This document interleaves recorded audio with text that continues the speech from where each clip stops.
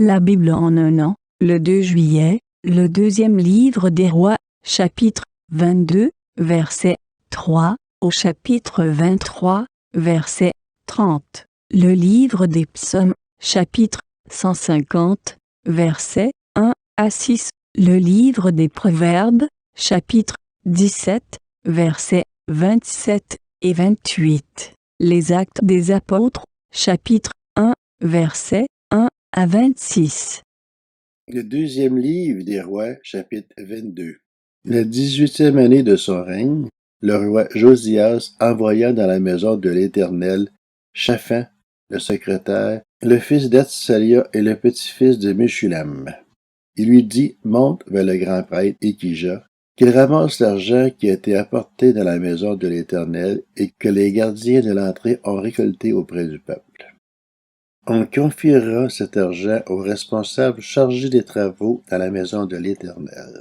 Ils l'emploieront pour ceux qui travaillent aux réparations de la maison de l'Éternel, pour les charpentiers, les manœuvres et les maçons, pour l'achat de bois et de pierres taillées nécessaires aux réparations du temple, mais on ne leur demandera pas de compte pour l'argent remis entre leurs mains, car ils agissent avec honnêteté.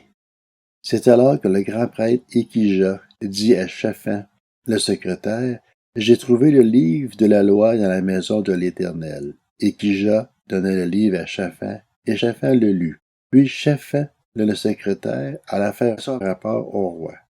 Il dit, « Tes serviteurs ont ramassé l'argent qui se trouvait dans le temple et l'ont confié aux responsables chargés des travaux dans la maison de l'Éternel. » Puis Shaphan, le secrétaire, annonça au roi, « Le prêtre Ékija m'a donné un livre. » Et Shaphan le lut devant le roi. À l'écoute des paroles du livre de la loi, le roi déchira ses habits. Ensuite, il donna cet ordre au prêtre Ékija, à Akikam, fils de Shaphan, et à Akbar, fils de Miché, à Shaphan, le secrétaire, et à son propre serviteur, Azaja. Allez consulter l'Éternel pour moi, pour le peuple et pour tout Juda, au sujet des paroles de ce livre qu'on a trouvé. En effet, elle doit être grande, la colère de l'Éternel qui s'est enflammée contre nous, parce que nos ancêtres n'ont pas obéi aux paroles de ce livre et ne se sont pas conformés à tout ce qui nous y est prescrit. Le prêtre Ékija, Akikam, Akbar, Shaphan et Azaja allèrent trouver la prophétesse Hulda. Elle était l'épouse de Shallum, le gardien des habits, le fils de Tikva et le petit-fils d'Ara, et elle habitait à Jérusalem, dans la ville neuve. Une fois qu'ils lui eurent parlé, elle leur annonça, « Voici ce que dit l'Éternel, le Dieu d'Israël. Annoncez à l'homme qui vous a envoyé vers moi. Voici ce que dit l'Éternel. Je vais faire venir des malheurs sur cet endroit et sur ses habitants, conformément à toutes les paroles du livre qu'a lu le roi de Juda. Puisqu'ils m'ont abandonné et qu'ils ont offert des parfums à d'autres dieux afin de mériter par toute leur manière d'agir, ma colère s'est enflammée contre cet endroit et elle ne s'éteindra pas. Mais vous annoncerez au roi de Juda, qui vous a envoyé pour consulter l'Éternel. Voici ce que dit l'Éternel, le Dieu d'Israël, au sujet des paroles que tu as entendues. Ton cœur a été touché. Tu t'es humilié devant l'Éternel en attendant ce que j'ai déclaré contre cet endroit et contre ses habitants, à savoir qu'ils sont un objet d'étonnement et de malédiction. Tu as déchiré tes habits et tu as pleuré devant moi. Eh bien, moi aussi j'ai entendu cela, dit l'Éternel. C'est pourquoi je te ferai rejoindre tes ancêtres, tu rejoindras la tombe dans la paix, et tes yeux ne verront pas tous les malheurs que je ferai venir sur cet endroit. Ils rapportèrent cette réponse au roi. Le deuxième livre des Rois, chapitre 23.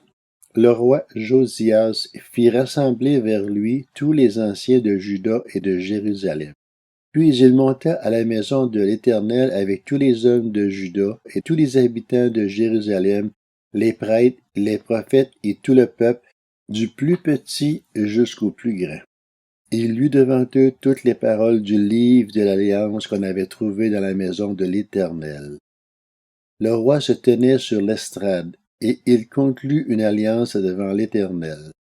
Il s'engagea à suivre l'Éternel et à respecter ses commandements, ses instructions et ses prescriptions de tout son cœur et de toute son âme, en mettant en pratique les paroles de cette alliance écrites dans ce livre. Et tout le peuple s'engagea dans cette alliance.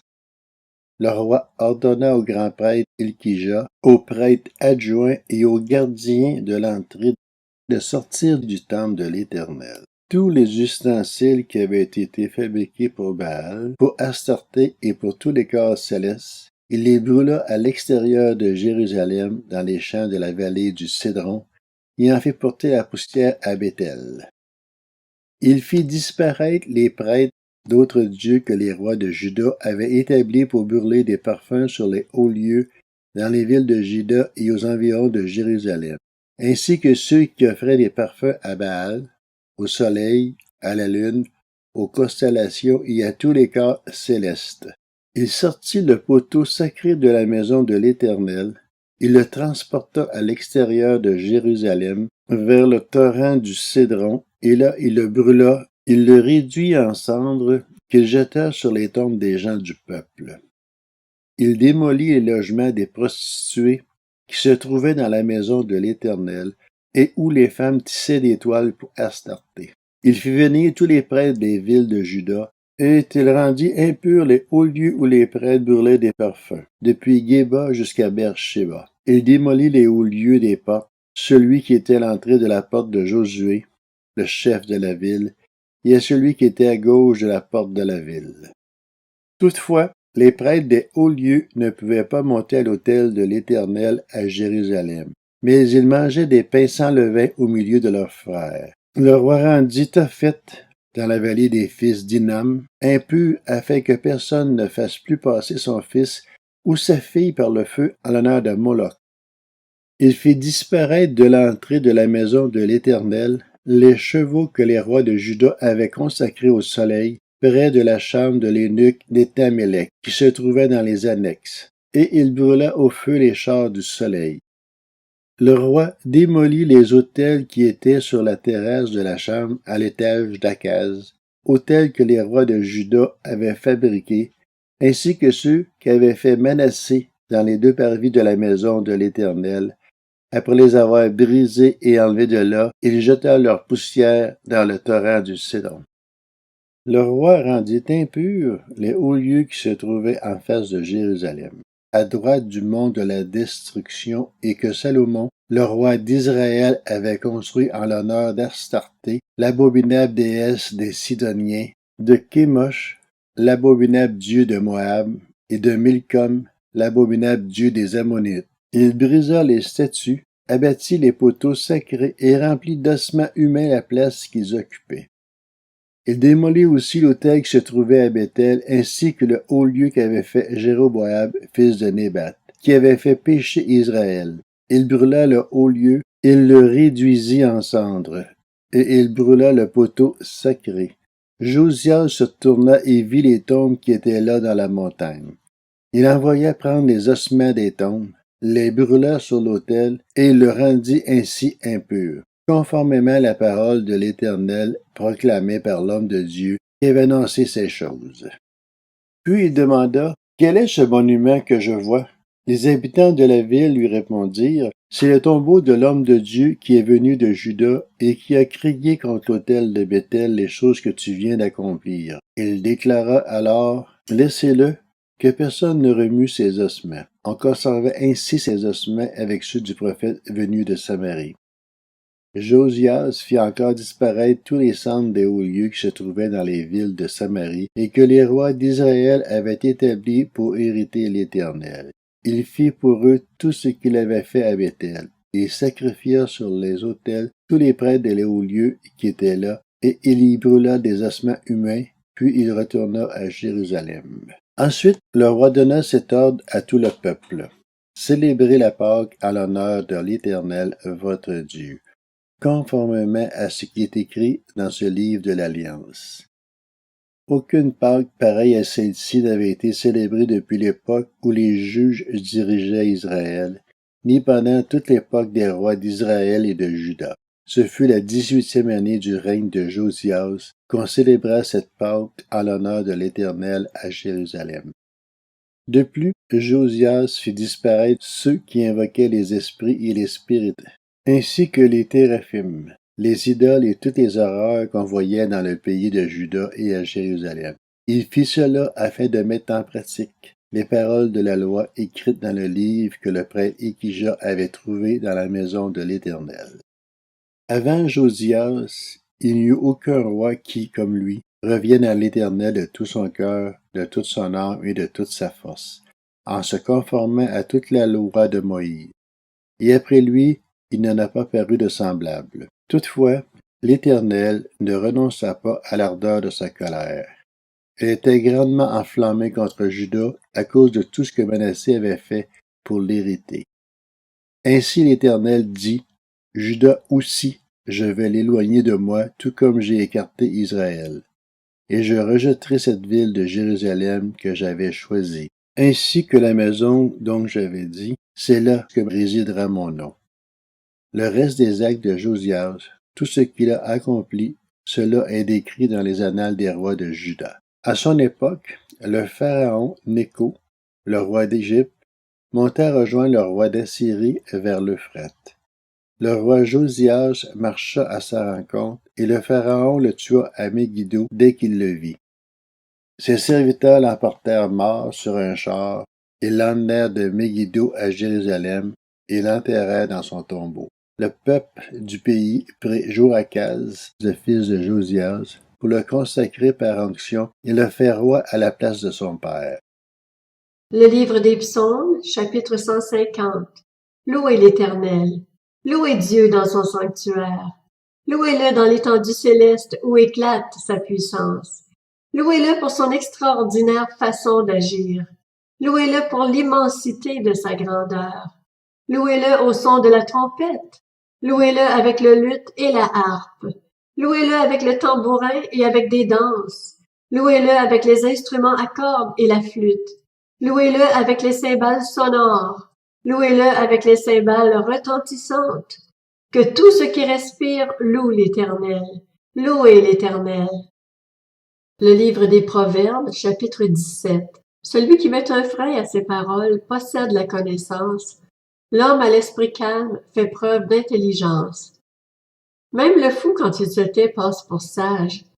Celui qui ferme ses lèvres est un homme intelligent. Actes des apôtres, chapitre 1. Cher Théophile, dans mon premier livre, j'ai parlé de tout ce que Jésus a commencé de faire et d'enseigner jusqu'au jour où il a été enlevé au ciel après avoir donné ses ordres, par le Saint-Esprit, aux apôtres qu'il avait choisis.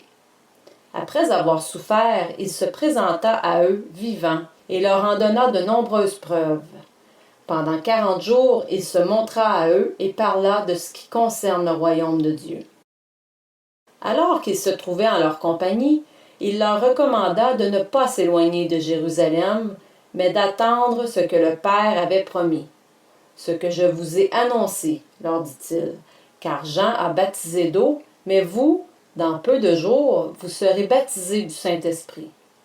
Alors que les apôtres étaient réunis, ils lui demandèrent, « Seigneur, est-ce à ce moment-là que tu rétabliras le royaume pour Israël? » Il leur répondit, « Ce n'est pas à vous de connaître les temps ou les moments que le Père a fixés de sa propre autorité. Mais vous recevrez une puissance lorsque le Saint-Esprit viendra sur vous, et vous serez mes témoins à Jérusalem, dans toute la Judée, dans la Samarie et jusqu'aux extrémités de la terre. » Après avoir dit cela, il s'éleva dans les airs pendant qu'ils le regardaient, et une nuée le cacha à leurs yeux. Et comme ils avaient les regards fixés vers le ciel pendant qu'ils s'en allaient, 2 hommes habillés de blanc leur apparurent et dirent, « Hommes de Galilée, pourquoi restez-vous à regarder le ciel? Ce Jésus qui a été enlevé au ciel du milieu de vous reviendra de la même manière que vous l'avez vu aller au ciel. » Alors ils retournèrent à Jérusalem, de la colline appelée Mont des Oliviers, qui est près de Jérusalem, à la distance d'1 kilomètre environ. Quand ils furent arrivés, ils montèrent à l'étage dans la pièce où ils se tenaient d'ordinaire. Il y avait là Pierre, Jean, Jacques, André, Philippe, Thomas, Barthélemy, Matthieu, Jacques, fils d'Alphée, Simon le Zélote et Jude, fils de Jacques. Tous persévéraient d'un commun accord dans la prière avec les femmes, avec Marie, la mère de Jésus, et avec les frères de Jésus. À cette époque-là, Pierre se leva au milieu des disciples. Le nombre des personnes réunies était d'environ 120. Il dit: « Mes frères, il fallait que s'accomplisse l'Écriture, ce que le Saint-Esprit avait annoncé d'avance par la bouche de David au sujet de Judas, devenu le guide de ceux qui ont arrêté Jésus. Il était l'un des nôtres et il avait part au même ministère. Cet homme a acheté un champ avec le salaire du crime. Il y est tombé en avant, s'est éventré, et toutes ses entrailles sont sorties. Tous les habitants de Jérusalem l'ont appris. C'est pourquoi ce champ a été appelé dans leur langue Akeldama, c'est-à-dire le champ du sang. Or, il est écrit dans le livre des psaumes que sa maison devienne déserte et que personne ne l'habite, et qu'un autre prenne sa charge. Il faut donc choisir un homme parmi ceux qui nous ont accompagnés tout le temps où le Seigneur Jésus a vécu avec nous, depuis le baptême de Jean jusqu'au jour où il a été enlevé du milieu de nous. Il nous sera associé comme témoin de sa résurrection. » Ils en présentèrent deux, Joseph, appelé Barsabas, surnommé Justus, et Matthias. Puis ils firent cette prière. « Seigneur, toi qui connais le cœur de tous, désigne lequel de ces deux hommes tu as choisi pour prendre part à ce ministère et à cette charge d'apôtre que Judas a abandonné pour aller à la place qui est la sienne. » Ils tirèrent au sort, et le sort tomba sur Matthias, qui fut associé aux 11 apôtres.